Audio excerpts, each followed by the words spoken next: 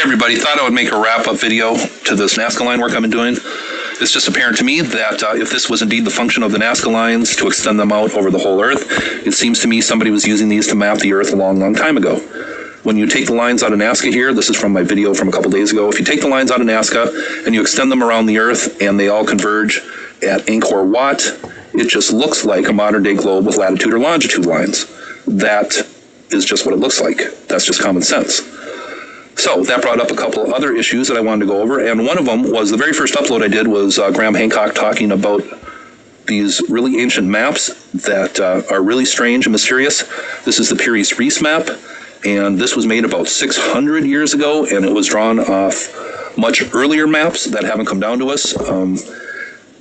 And what's really interesting about these is it shows the Earth very accurately, and it even shows the northern coastline of Antarctica, and that is something we did not discover until the 1800s. So how could that land surface be mapped on this ancient map?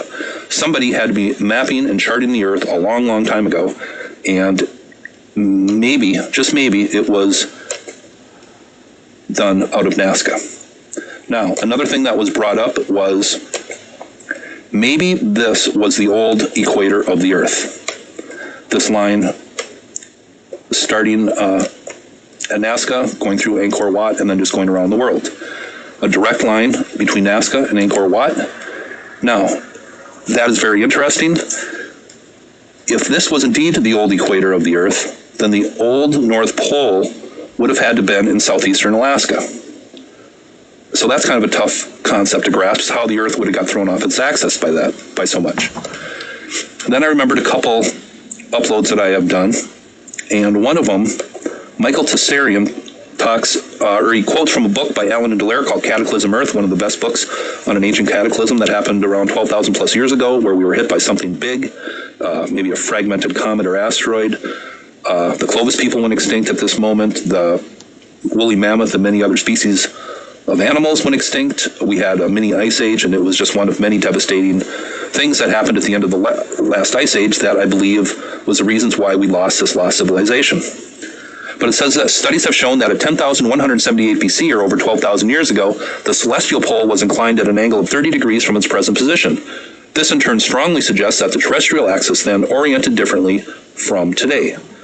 So, maybe this indeed was the old equator of the Earth. And what we are going to do now is we are going to go on a trip around that proposed ancient equator, and you're going to find it most interesting. And here we start off from Nazca, and we're going out into the Pacific, where there really isn't anything.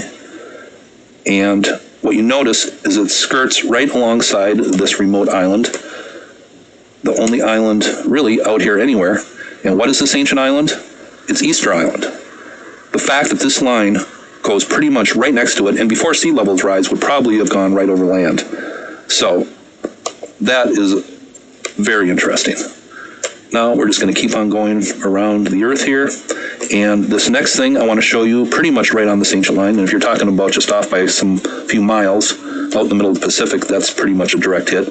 But it's this site right here, and I wouldn't have even thought about this if I didn't have this place marked, and it just happened to fall right next to this line. But I want to show you what's down here in case some of you don't know. But I found this on another guy's channel a while back, and I did an upload just to show people what's down here. But what's really interesting, I don't know how much you can trust Google Earth, but down here on the bottom of the ocean, right next to this line, is this giant spire coming out of the bottom of the ocean. Oop. Now, I don't know how much we can trust Google Earth, and I don't know how well I can operate my computer right now, but that is what it looks like. And it's thousands of feet high, and it pretty much falls right on this old ancient equator, if you want to believe that. Okay, I'm going to get my north-south lined up again here. And we are going to keep on going. And the next spot, of course, it crosses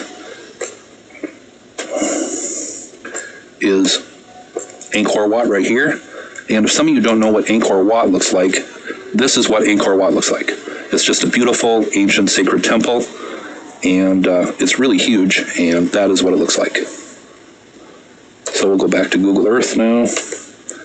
Keep on going around the Earth on this ancient equator.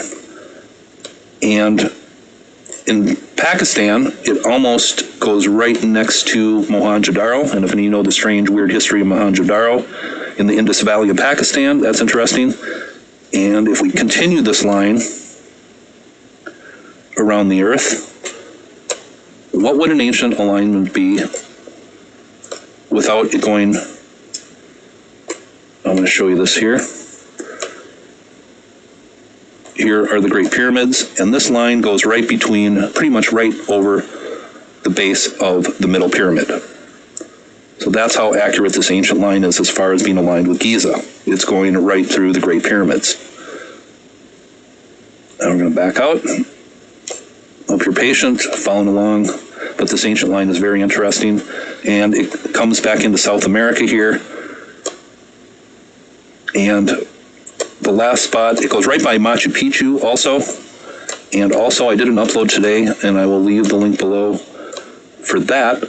But what it also goes right over, and I'm talking right over, is the ancient fortress of Ollantaytambo in Peru.